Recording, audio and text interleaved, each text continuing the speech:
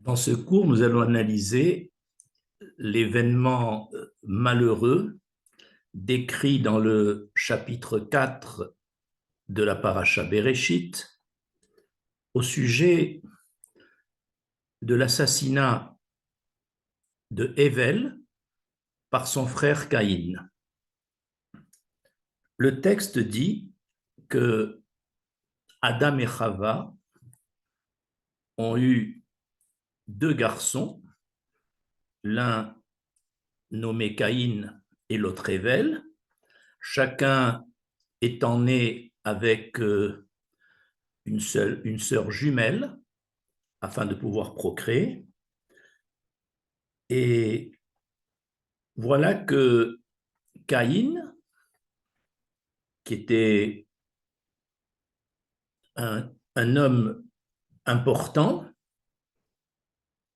en sagesse, a eu l'idée géniale, alors que personne ne lui demandait, d'offrir une offrande à l'Éternel.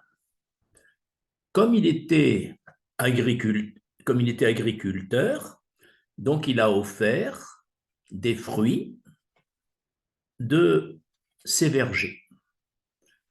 Et il s'est dit, l'essentiel, c'est le geste.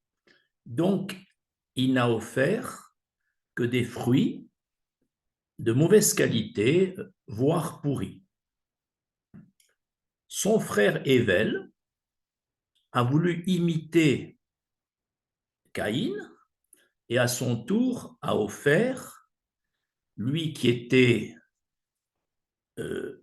éleveur et berger, il a offert de son menu bétail, les bêtes les plus grasses. Et le texte dit que l'Éternel agréa l'offrande de Hével et dédaigna l'offrande de Caïn. Et Caïn en eut un grand chagrin, d'autant plus que c'était lui qui avait pris l'initiative d'offrir un corban, alors que son frère n'était qu'un imitateur. Et devant le visage abattu de Caïn, parce que son offrande n'avait pas été agréée par l'Éternel, l'Éternel dit à Caïn, le fait que l'Éternel lui parle, ça montre le niveau presque prophétique et élevé de Caïn. L'Éternel lui dit, eh bien, il suffit de faire teshuva, de regretter ton offrande de mauvaise qualité, et j'accepterai une autre offrande de ta part de meilleure qualité. Mais Caïn refusa, et jaloux de son frère, finit par le tuer. C'est ainsi que Hével fut assassiné par Caïn. C'est le début de l'humanité. Il n'y a que deux enfants d'Adam, Arishon et de Chava, et voilà que déjà un meurtre survient d'un frère par rapport à l'autre.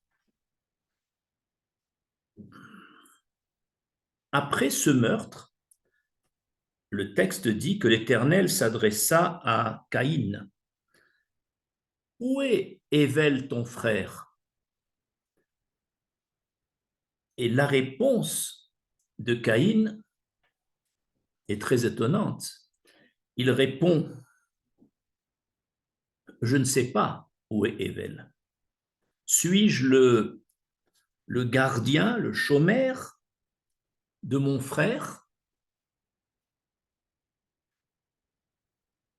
Et en fait, le sang de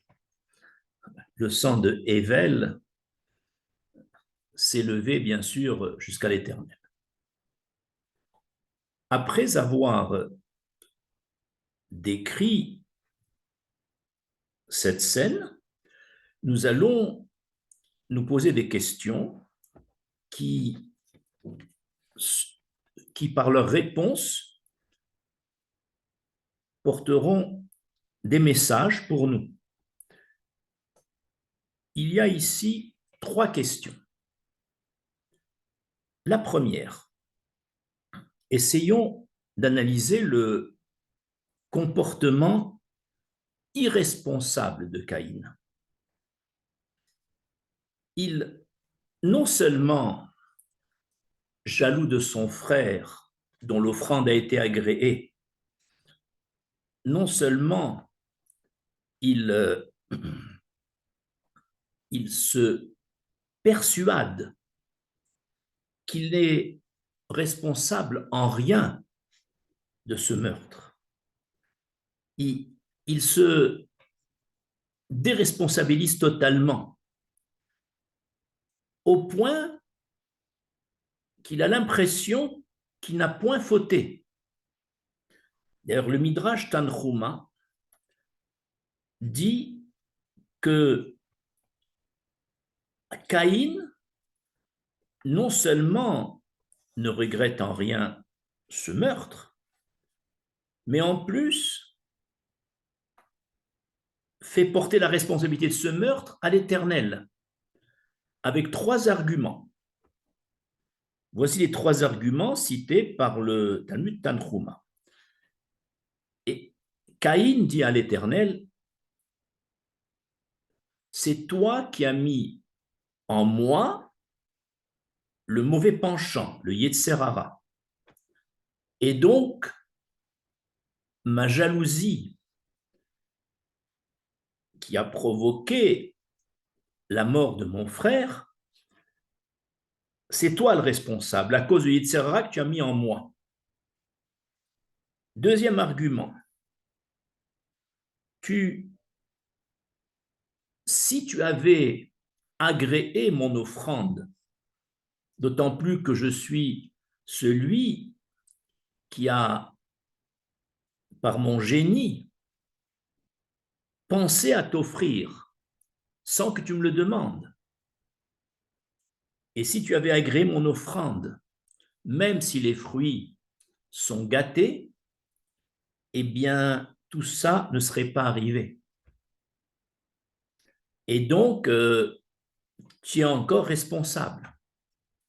Et troisième argument, il dit à l'Éternel, c'est toi le gardien de tes créatures, le chômeur de tes créatures. Le fait que tu m'as laissé tuer mon frère, tu en es responsable parce que c'est toi qui aurais dû le protéger, c'est toi qui aurais dû le garder en vie. Donc, en me laissant le tuer, tu en es responsable.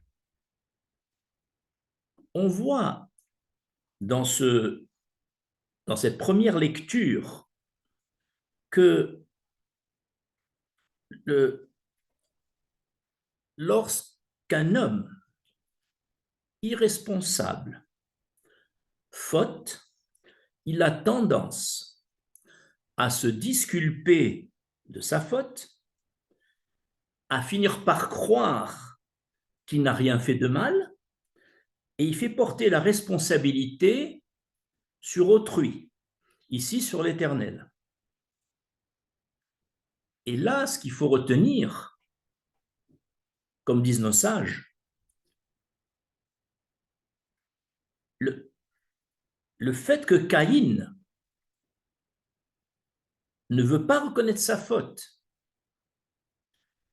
qui a causé le rejet de son offrande par Hachem, qui a provoqué toutes les conséquences qu'on vient de décrire, c'est que le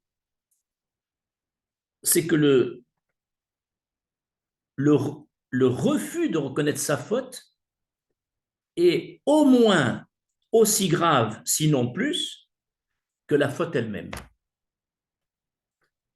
Quand quelqu'un perd son sens des responsabilités et qui n'assume plus ni les conséquences de ses actions, ni les conséquences de ses paroles, il est irresponsable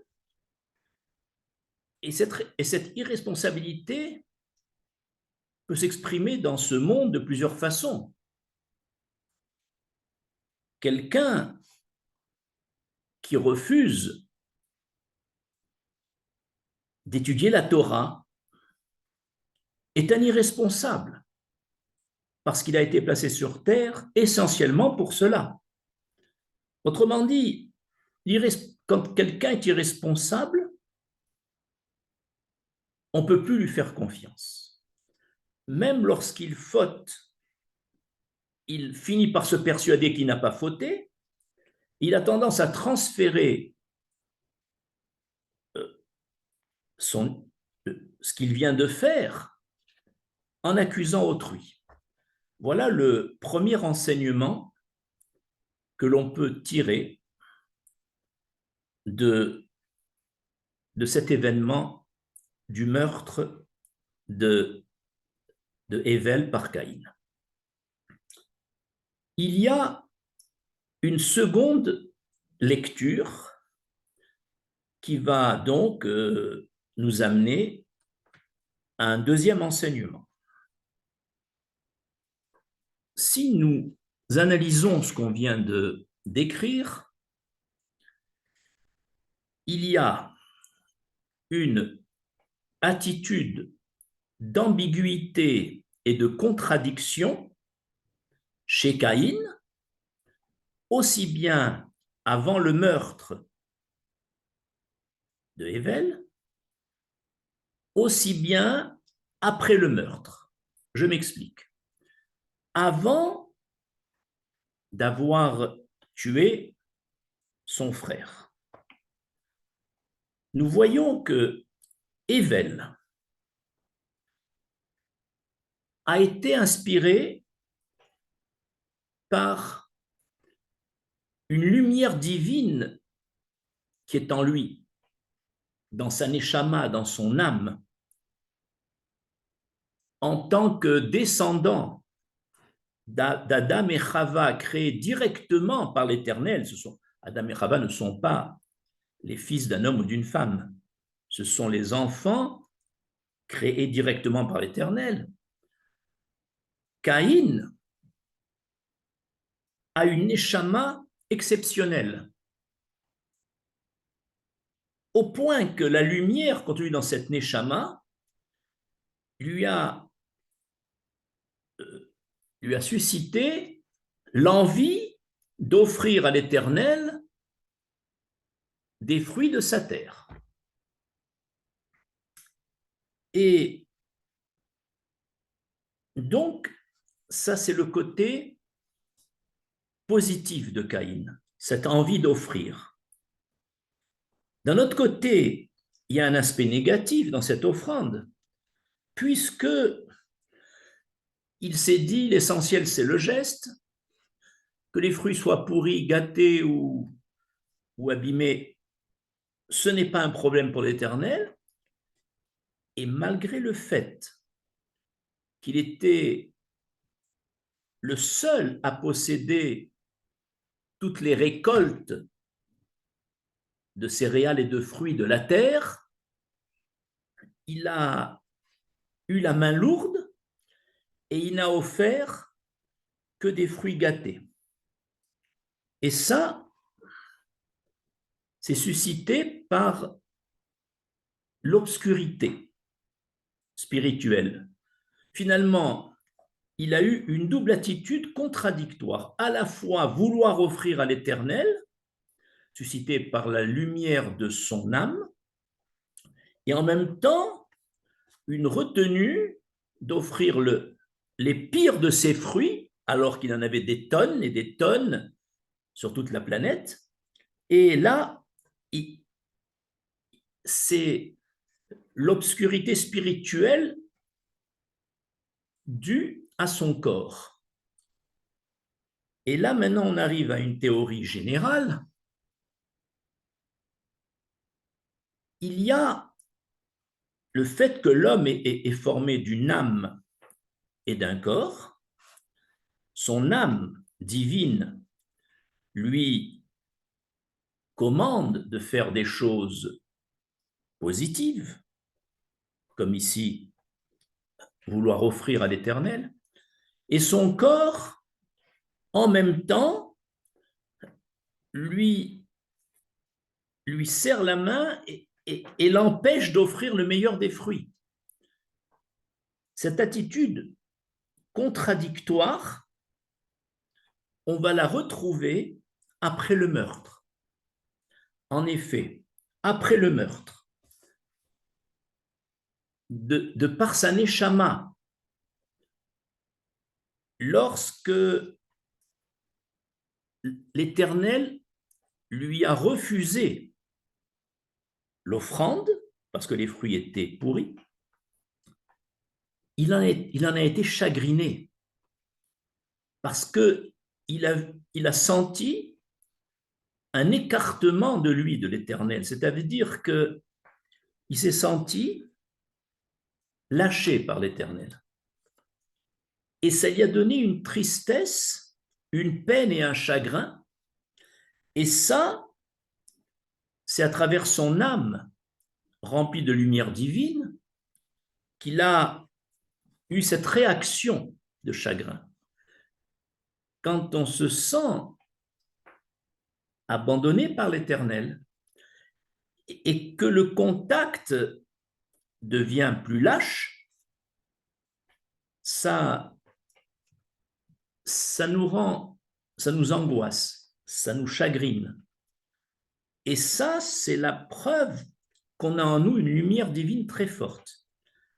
Parce que on n'aime pas être éloigné de l'Éternel.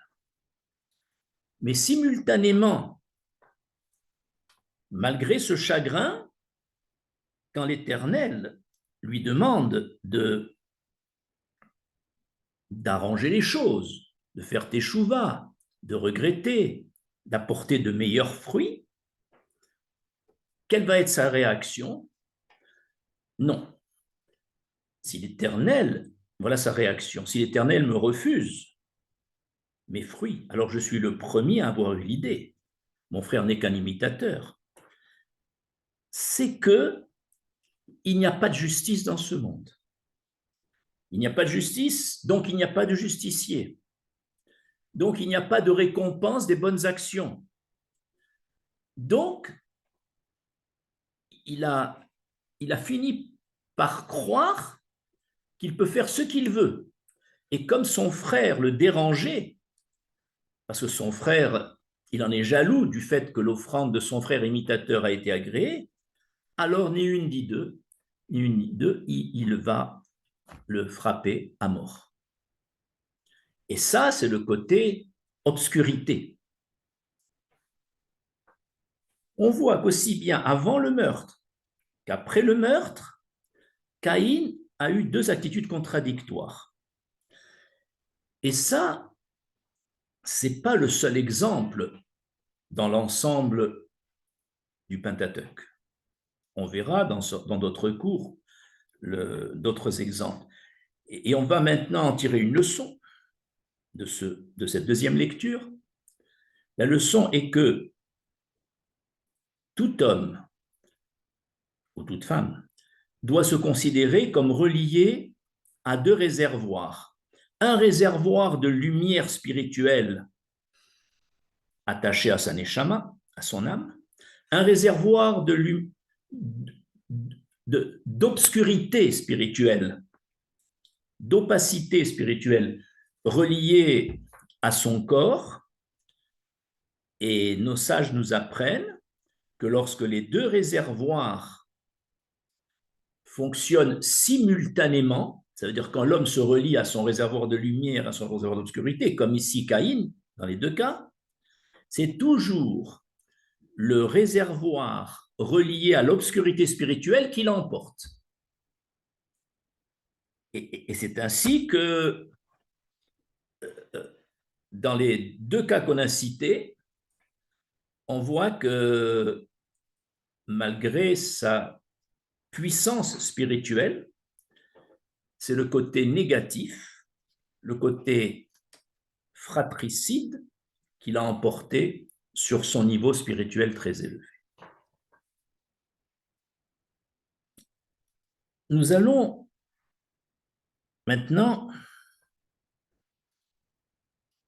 comprendre un troisième message, toujours par rapport à Caïn. Nos sages disent que le mauvais penchant, le Yetzer Hara, ne peut pas nous transformer subitement, rapidement. Il prend son temps. Le Yetzer Hara nous donne des conseils pour nous éloigner des lois de la Torah, mais toujours progressivement. Or ici, on voit que les faits se sont produits immédiatement entre l'offrande refusée et le meurtre de son frère. Il ne s'est passé que quelques secondes ou quelques minutes. Comment le Yetzer Hara a-t-il pu, en une fois, brusquement, transformer cet homme génial, Caïn, un grand homme, avec ce qui le prouve, c'est lui qui a eu le premier dans le monde l'idée d'offrir un corban sans qu'on lui demande. Comment du premier sacrificateur, il devient le premier assassin du monde, si vite, en quelques secondes, en quelques minutes. Et là, on apprend la raison. Le Yetzer Hara, dans une vie normale, équilibrée, peut nous faire chuter lentement et sûrement. Aujourd'hui, il nous dit, c'est pas la peine de faire ça. On descend d'un niveau, par exemple, on est au niveau 100, on passe au niveau 99, au niveau 98, et on chute, mais au bout de plusieurs mois, voire plusieurs années. Mais dans les situations normales, mais dans les situations de découragement, de frustration, où on sent qu'il y a une injustice, on pense qu'il y a une injustice, on est tellement perturbé que les forces du mal, le mauvais penchant, le Yetzer Hara, peut nous faire descendre du niveau 100 au niveau 0 ou 1 en quelques minutes. C'est pour ça qu'au moment où on se sent découragé, frustré, dans cette période transitoire, comme ici Caïn qui a été découragé, frustré parce qu'on ne lui a pas accepté l'offrande,